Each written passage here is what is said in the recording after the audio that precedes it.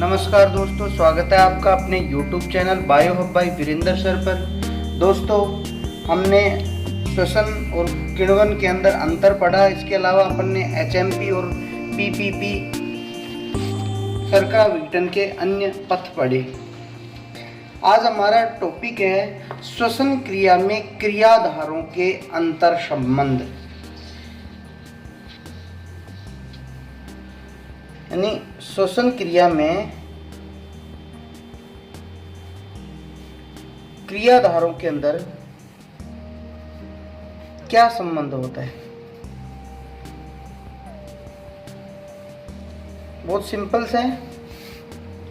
देखिए, श्वसन के क्रियाधार कौन कौन है? कार्बोहाइड्रेट है। क्या है?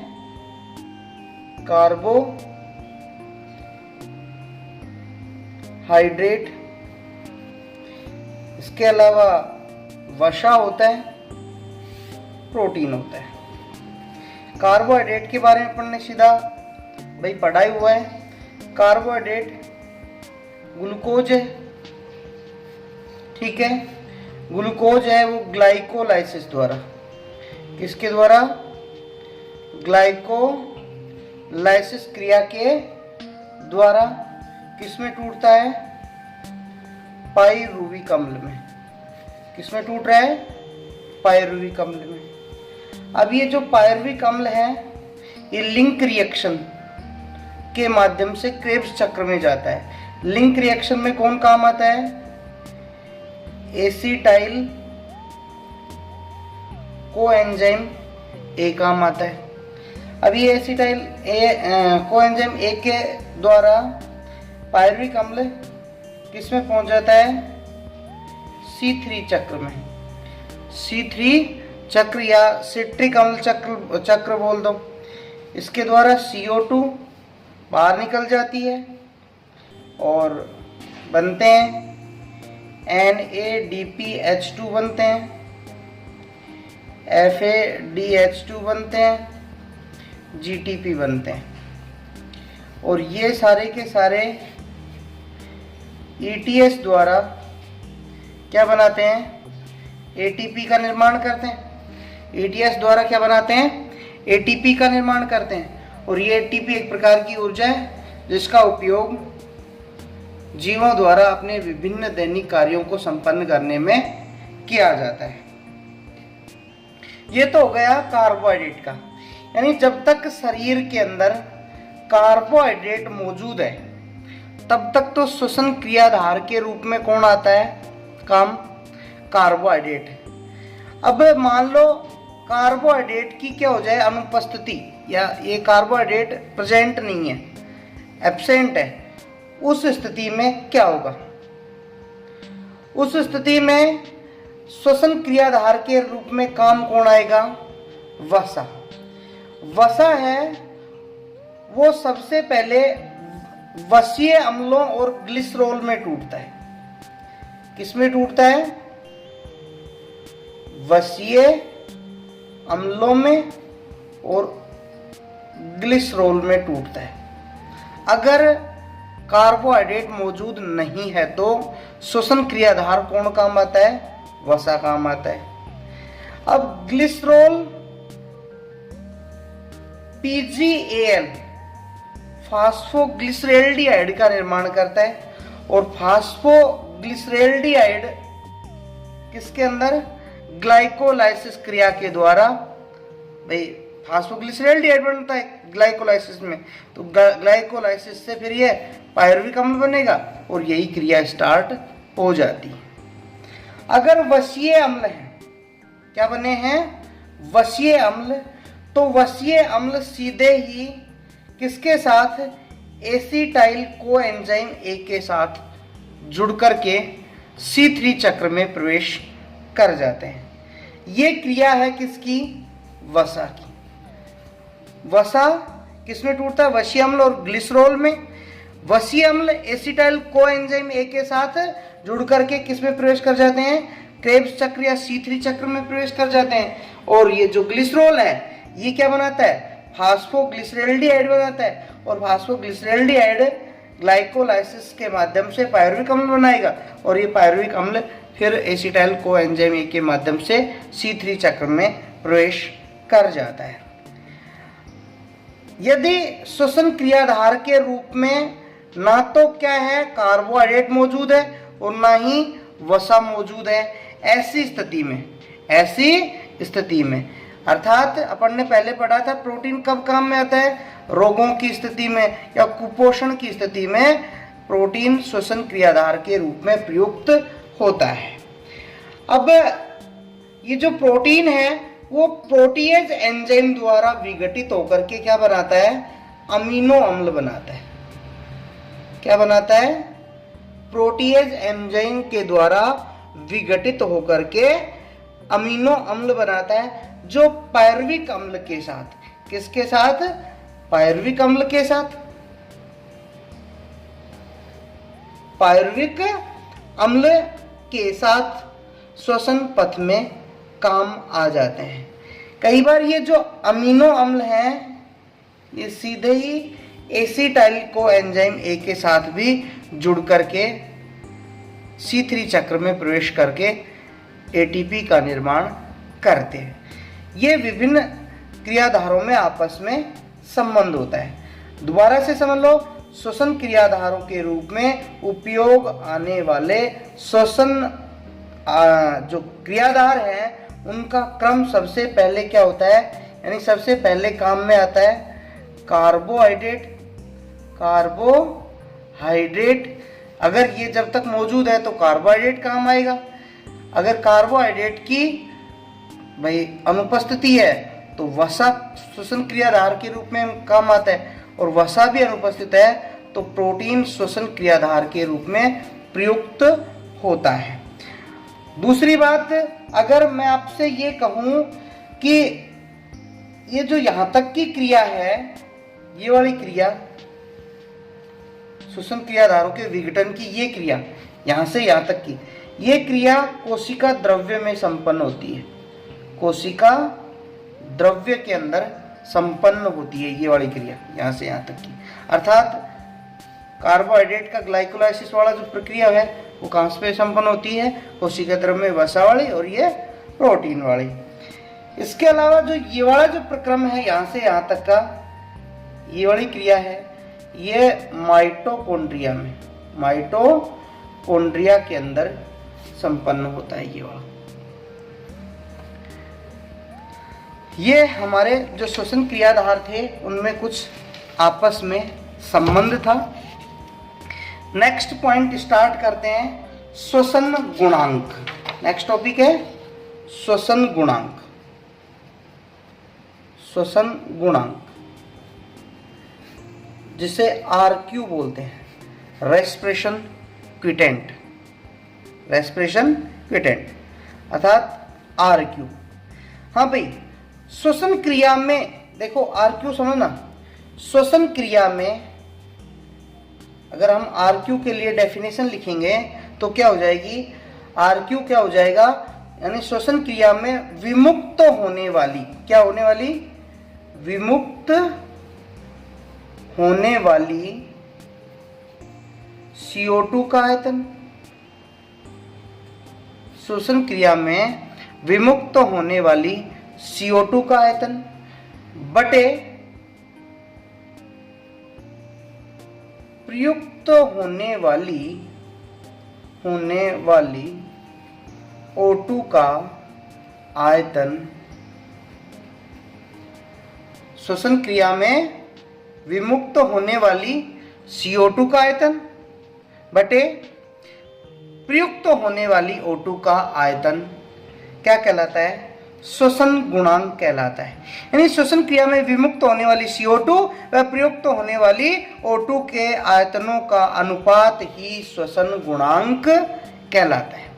विमुक्त होने, ध्यान रखना जी, कितनी CO2 बाहर निकल रही है और उसके एवज में कितनी O2 काम में आ रही है, उसका अनुपात ही क्या कहलाता है, श्वसन गुणांक।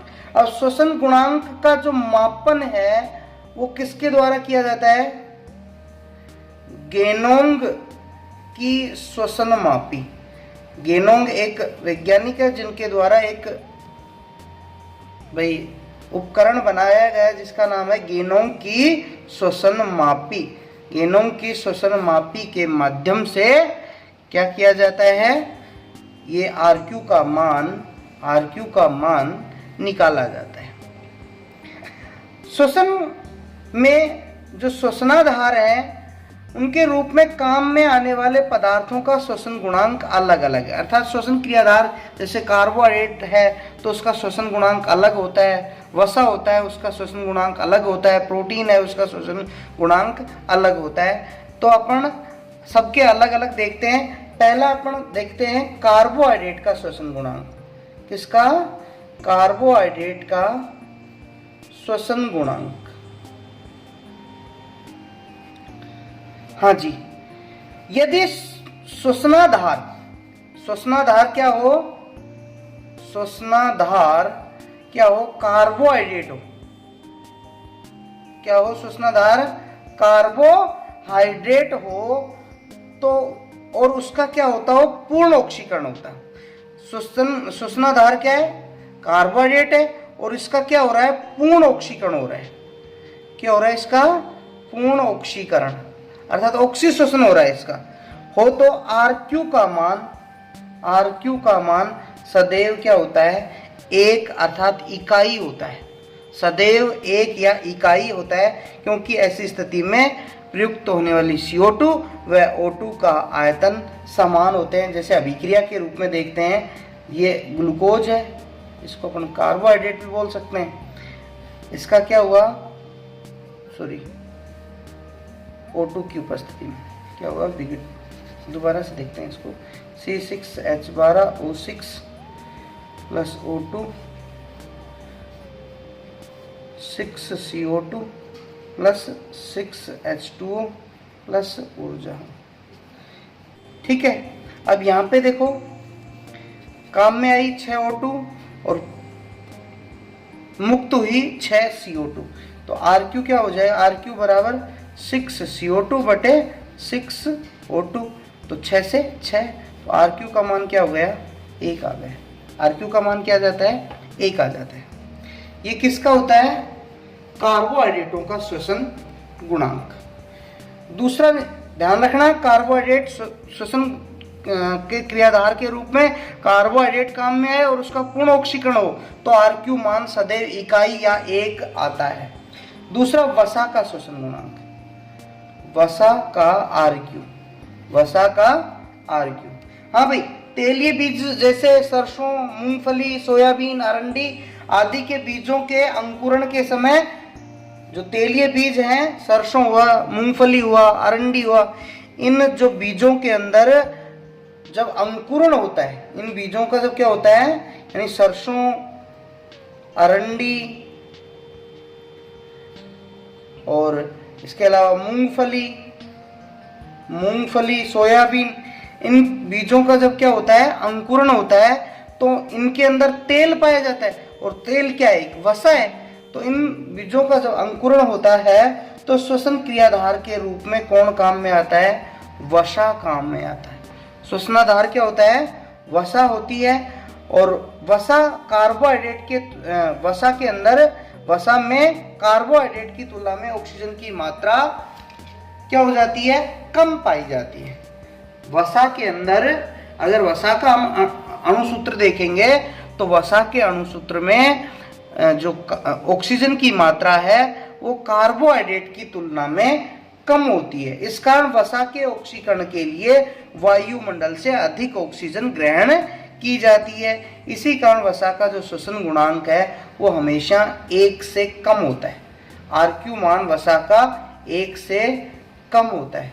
इसको हम अभिक्रिया से देखते हैं। जैसे एक वसा का सूत्र है C51H98O6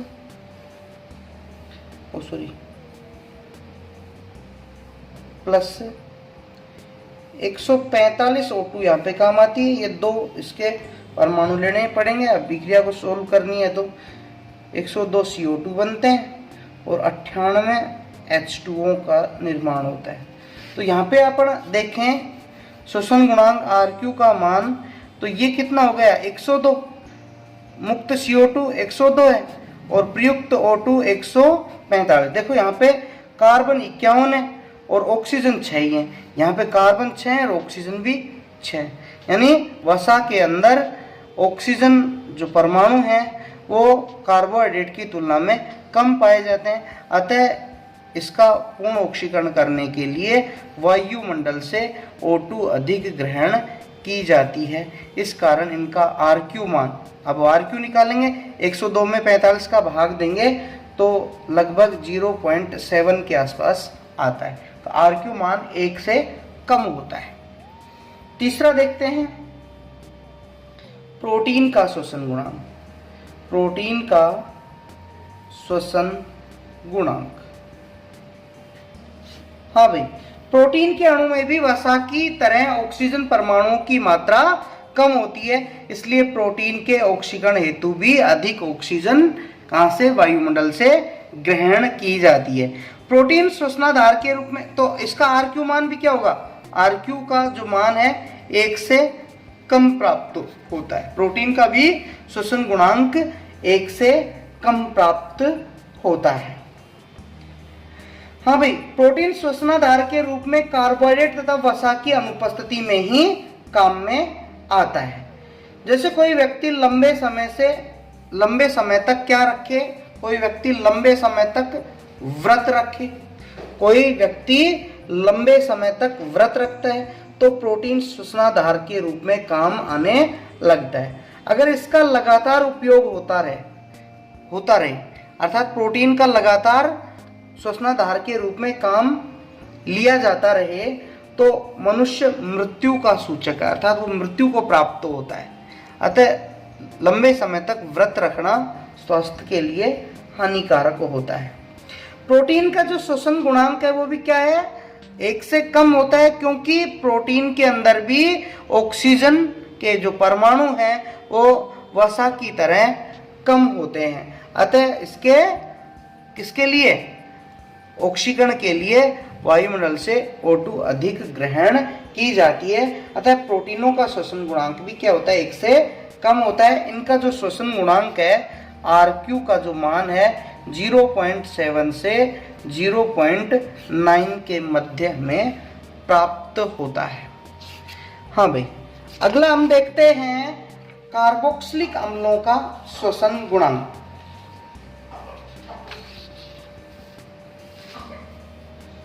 चौथा, कार्बोक्सिलिक अम्लों का श्वसन गुणांक। कार्बोक्सिलिक अम्लों का श्वसन गुणांक यानी कुछ पादपों में जो श्वसनाधार के रूप में कौन काम में आते हैं, कार्बोक्सिलिक अम्ल काम में आते हैं। यानी कुछ पादप हैं जिनमें श्वसन क्रियाधार के रूप में कार्बोक्सिलिक अम्ल हैं, वो काम में आते हैं।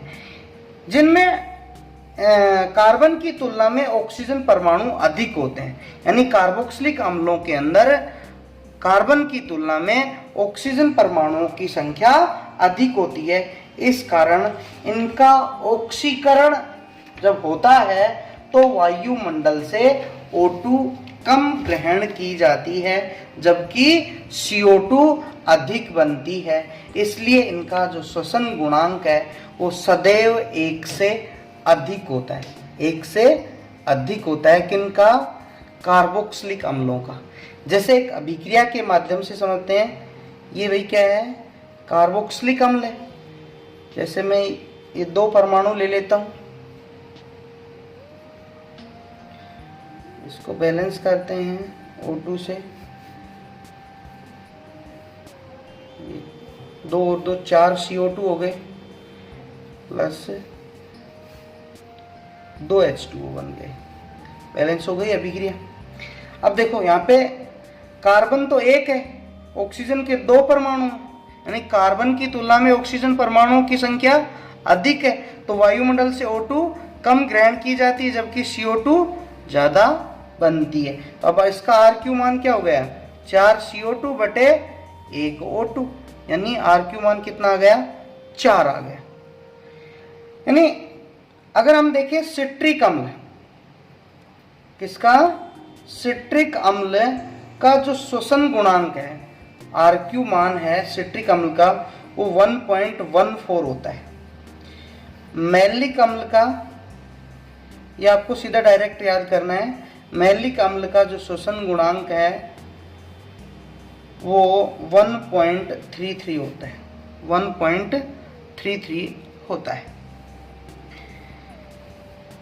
नेक्स्ट हमारा आता है मांसल या सरस पादपों का, जो मांसल पौधे होते हैं, मांसल या सरस पादपों का RQ, मांसल या सरस पादपों का RQ। मांसल पौधे जैसे अपन बात करें, नागफनी के अंदर श्वसनाधार के रूप में कार्बोहाइड्रेट काम आता है, लेकिन इसका पूर्ण ऑक्सीकरण नहीं होता। मांसल पौधों में काम क्या आ रहा है, कार्बोहाइड्रेट ही आ रहा है श्वसनाधार के रूप में, काम तो कौन आ रहा है, कार्बोहाइड्रेट, लेकिन इसका पूर्ण ऑक्सीकरण नहीं होता। कैसा ऑक्सीकरण होता है, अपूर्ण ऑक्सीकरण होता है, अपूर्ण ऑक्सीकरण होता है। क्या हो रहा है, अपूर्ण ऑक्सीकरण होता है, इसलिए इनका श्वसन गुणांक हमेशा क्या होता है, शून्य होता है। इनका जो श्वसन गुणांक है वो हमेशा कैसा होता है, शून्य होता है, क्योंकि यहाँ मध्यवर्ती उत्पाद बनते हैं लेकिन CO2 का निर्माण नहीं होता। क्यों, क्योंकि यहाँ मध्यवर्ती उत्पाद बनते हैं, उत्पाद बनते हैं तथा CO2 नहीं बनती, CO2 नहीं बनती। जैसे एक अभिक्रिया के रूप में देखते हैं, जैसे अपना ये ग्लूकोज है, इसके 2 अणु ले लेते हैं, अभिक्रिया को बैलेंस करते हैं,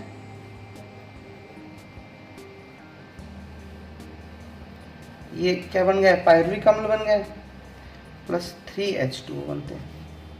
ठीक है भाई, यानी पूर्ण ऑक्सीकरण नहीं हुआ यहाँ पे।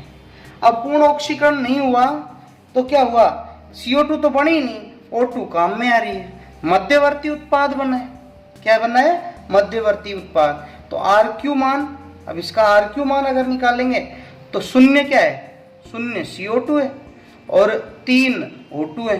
तो किसी भी संख्या में किसी भी संख्या का 0 में भाग देते हैं तो हमेशा 0 यानी शून्य ही प्राप्त होता है। इसलिए मांसल या सरस पौधों का RQ मान सदैव शून्य प्राप्त होता है। अगला लेते हैं अपन, हाँ भाई, अवायवीय श्वसन में श्वसन गुणांक। अवायवीय जो श्वसन होता है उसका श्वसन गुणांक। हाँ भाई, अवायवीय श्वसन में CO2 का तो निर्माण होता है लेकिन O2 प्रयुक्त नहीं होती। आपको ये भी पता है, यहाँ पे CO2 तो बनती है लेकिन O2 प्रयुक्त नहीं होती, O2 प्रयुक्त नहीं होती। इस कारण अवायवीय श्वसन का श्वसन गुणांक हमेशा, ऐसी स्थिति में श्वसन गुणांक कैसा प्राप्त होगा, अनंत, इन्फिनिटी प्राप्त होता है। इसको अपन अभिक्रिया के रूप में भी देख सकते हैं, अनोक्षी श्वसन की अभिक्रिया। हाँ भाई, C6H12O6, ये क्या हो रहा है, अवायवीय, यानी यहाँ पे O2 काम में नहीं आ रही है, ये अल्कोहल बन गया और 2 CO2 बन जाते हैं। ठीक है, अब यहाँ पे RQ निकालेंगे, RQ मान निकालेंगे तो 2 तो CO2 हो गए, शून्य O2 हो गई, शून्य क्या हो गई, O2, और शून्य का किसी भी संख्या भाग देते हैं तो हमेशा इन्फिनिटी आता है। क्या आता है, अनंत। तो अवायवीय श्वसन का RQ मान सदैव कितना प्राप्त होता है, शून्य प्राप्त होता है। हाँ भाई, एक छोटी सी याद रखने की और बात है कि यानी श्वसनाधार का RQ मान जितना कम होगा, यानी कोई भी श्वसनाधार हो जिसका RQ मान जितना कम होगा ऊर्जा उतनी ही अधिक विमुक्त होगी। जितना RQ मान कम, ऊर्जा उतनी ही ज्यादा। यानी सबसे कम RQ मान किसका होता है? वसा का। सबसे कम किसका होता है? वसा का। प्रोटीन का वसा से थोड़ा सा ज्यादा होता है। प्रोटीन का वसा से थोड़ा वसा से थोड़ा जो श्वसन गुणांक है वो कम होता है, ज्यादा होता है। और कार्बोहाइड्रेट का और ज्यादा, कार्बोक्सिलिक अम्लों का और ज्यादा, और ये अवायवीय श्वसन का और भी ज्यादा। और बात रही इनकी, तो इनके को काउंट नहीं किया जाता है इनको। तो भाई जितना कम होगा RQ मान, जितना कम होता है उनमें ऊर्जा उतनी ही ज्यादा प्राप्त होती है। इसलिए वसा के एक अणु से अधिकतम ऊर्जा, वसा के एक अणु से अधिकतम ऊर्जा तथा कार्बोक्सिलिक अम्ल या अवायवीय श्वसन से काफी कम मात्रा में ऊर्जा प्राप्त होती है। तो सबसे ज्यादा वसा से ऊर्जा प्राप्त होगी और सबसे कम प्राप्त होगी कार्बोक्सिलिक अम्लों से और अवायवीय श्वसन से सबसे कम मात्रा में ऊर्जा प्राप्त होती है। क्यों होती है? RQ मान जितना कम होगा उतनी ऊर्जा ज्यादा प्राप्त होती है। तो जैसे अपन सीधी सिंपल सी बात कहें भाई, एक तो घी या तेल जो वसा होते हैं उनमें ऊर्जा, वो फैट ज़्यादा बढ़ाते हैं, अर्थात उनके अंदर फैट ज़्यादा है तो ऊर्जा ज़्यादा देते हैं। और एक ग्लूकोज होता है, या जैसे हम सामान्यतः खाना खाते हैं, रोटियां खाते हैं, रोटियों में इतनी एनर्जी नहीं होती। सिंपल सी बात है, वो आपकी समझ में आ जाएगी। नेक्स्ट हम टॉपिक लेते हैं श्वसन को प्रभावित करने वाले कारक। श्वसन को प्रभावित करने वाले कारक। हाँ भाई, श्वसन को प्रभावित करने वाले कारक मुख्यतः कितने हैं? दो हैं। एक है बाह्य कारक, वही जो अपन ने पहले पढ़े थे, बाह्य कारक जिसको वातावरणीय भी बोलते हैं, वातावरणीय बोलते हैं। पहला पढ़ रहे हैं अपन। इसका पहला आता है जैसे तापमान। हाँ भाई, तापमान श्वसन को प्रभावित करने वाला मुख्य कारक है। यह यानी 5 डिग्री सेल्सियस से 30 डिग्री सेल्सियस तापमान तक, 5 से 30 डिग्री सेल्सियस तापमान बढ़ाने पर, 5 डिग्री से 30 डिग्री सेल्सियस तापमान बढ़ाने पर श्वसन की दर में लगातार क्या होती है? वृद्धि होती है। 5 से 30 डिग्री सेल्सियस तापमान बढ़ाने पर श्वसन में लगातार वृद्धि होती है। इस सीमा में श्वसन की दर में वृद्धि वांट हाफ नियमानुसार होती है। इस सीमा के अंदर जो वृद्धि होगी वो वांट हाफ नियम के अनुसार होती है। इस नियमानुसार प्रति 10 डिग्री सेल्सियस, प्रति इस तापमान परास में प्रति 10 डिग्री सेल्सियस तापमान में वृद्धि करने पर श्वसन की दर है वो दुगनी हो जाती है। यानी इस तापमान परास में प्रति 10 डिग्री सेल्सियस तापमान बढ़ाने पर श्वसन की दर दुगनी हो जाती है। इसे Q10 बराबर 2 बोलते हैं। यानी Q10 अर्थात जो टेम्परेचर है वो इस तापमान परास में 10 डिग्री सेल्सियस बढ़ाते हैं तो श्वसन की दर क्या हो जाती है? दुगनी हो जाती है। अगर 35 डिग्री सेल्सियस से अधिक तापमान करने पर जो श्वसन एंजाइम है वो विकृत होने लगते हैं और श्वसन की जो दर है वो घटने लग जाती है या फिर कम होने लग जाती है। अति निम्न तापमान पर, अब मान लो 5 से कम कर दें, अति निम्न तापमान पे जो श्वसनीय एंजाइम है वो क्या हो जाते हैं? निष्क्रिय हो जाते हैं। तो श्वसन की दर उस स्थिति में भी क्या हो जाती है? घट जाती है। यानी भाई 35 डिग्री सेल्सियस तापमान और अति निम्न तापमान पे श्वसन की दर क्या हो जाती है, घट जाती है। इसी कारण जो शीत ग्रह होते हैं उनमें फल और सब्जियां बिना सड़े गले लंबे समय तक ताजी बनी रहती है। दूसरा बिंदु आता है हमारा O2, यानी ऑक्सीजन वायवीय श्वसन में आवश्यक होता है, क्योंकि वायवीय श्वसन में ऑक्सीजन अंतिम इलेक्ट्रॉन ग्राही का काम करता है। कम ऑक्सीजन सांद्रता पर वायवीय और अवायवीय श्वसन आरंभ हो जाते हैं, यानी कुछ मात्रा में वायवीय चलता है, कुछ मात्रा में अवायवीय श्वसन आरंभ हो जाता है तथा O2 सांद्रता शून्य होने पर केवल अवायवीय श्वसन होता है। इस समय RQ का मान क्या हो जाता है, अनंत हो जाता है, जो अपन देख चुके हैं। तीसरा बिंदु आता है हमारा जल। हाँ जी, जल उपापचयी क्रियाओं का मुख्य क्रियाधार होता है, यानी विभिन्न प्रकार की जो उपापचयी क्रियाएं वो जल की उपस्थिति में संपन्न होती है। अर्थात जल उपापचयी क्रियाओं का मुख्य क्रियाधार है या मुख्याधार है। पादपों के जीव द्रव्य में जो जल है वो 90 से 99% तक होता है, यानी कोशिकाओं के अंदर जो जल है उन पादपों की कोशिकाओं में 90 से 99% तक जल पाया जाता है। यह पादपों के परिवहन तंत्र, एंजाइमों की सक्रियता, गैसों के विसरण में महत्वपूर्ण भूमिका निभाता है। शुष्क बीजों तथा फलों में जल की मात्रा, शुष्क जो बीज होते हैं, शुष्क बीज या फिर जो फल होते हैं, सूखे फल जैसे मेवे वगैरह, इनके अंदर शुष्क बीजों एवं फलों में जल की मात्रा क्या हो जाती है, कम हो जाती है, श्वसन दर घट जाती है। ऐसी स्थिति में यानी बीजों में श्वसन दर है वो क्या हो जाती है, घट जाती है, इसलिए उन्हें लंबे समय तक भंडारित करके रखा जा सकता है। जल की उपस्थिति में कार्बोहाइड्रेट घुलनशील शर्करा में बदलकर श्वसन दर को बढ़ा देता है। जैसे इनमें जल की ये बीज है, जल को अवशोषित करते हैं तो कार्बोहाइड्रेट है घुलनशील शर्करा में बदल जाता है और श्वसन दर बढ़ जाती है।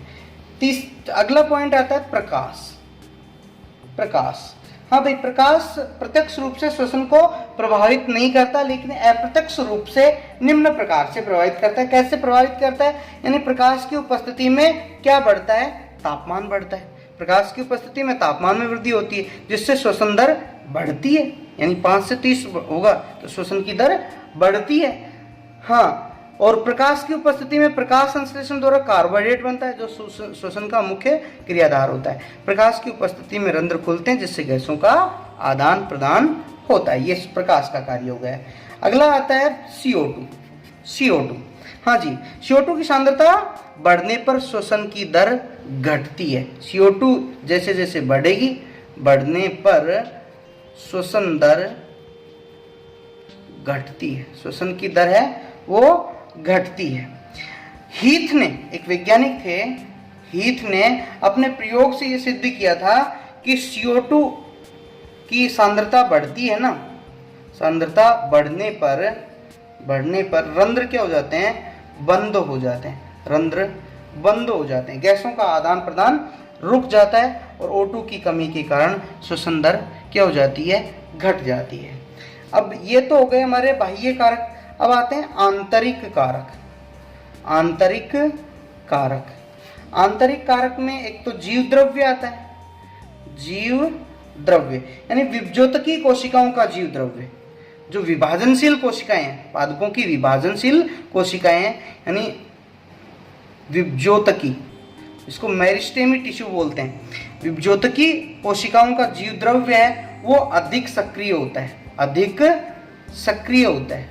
विभज्योतकी कोशिकाओं का जीव द्रव्य अधिक सक्रिय होने के कारण इन कोशिकाओं के अंदर परिपक्व कोशिकाओं की बजाय श्वसन की दर अधिक होती है, या परिपक्व कोशिकाओं की बजाय जो विभज्योतकी कोशिकाएं हैं उनमें श्वसन दर अधिक होती है।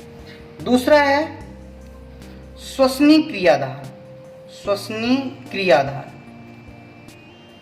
हाँ भाई, श्वसनी क्रियाधार क्या हो सकते हैं, अभी बताया था, कार्बोहाइड्रेट, वसा, प्रोटीन, यानी श्वसनी क्रियाधार शर्कराएं जैसे ग्लूकोज, फ्रक्टोज, माल्टोज, ये तो त्वरित रूप से प्रयुक्त हो जाती हैं, जबकि स्टार्च, वसा, जो स्टार्च है वसा हैं इनको पहले शर्कराओं में बदला जाता है। इस कारण ये विलंब से काम में आते हैं। इसी कारण स्वस्थ व्यक्ति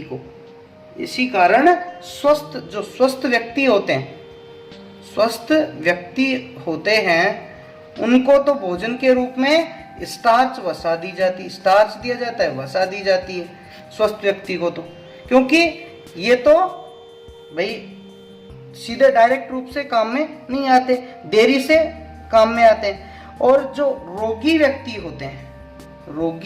होते हैं उनको अस्पताल के अंदर सीधा ग्लूकोज चढ़ाया जाता है या ग्लूकोज दिया जाता है ताकि ये सीधा काम में आ जाए और उसको एनर्जी मिल सके। हाँ जी, नेक्स्ट अपना आता है तीसरा बिंदु, कोशिका की आयु।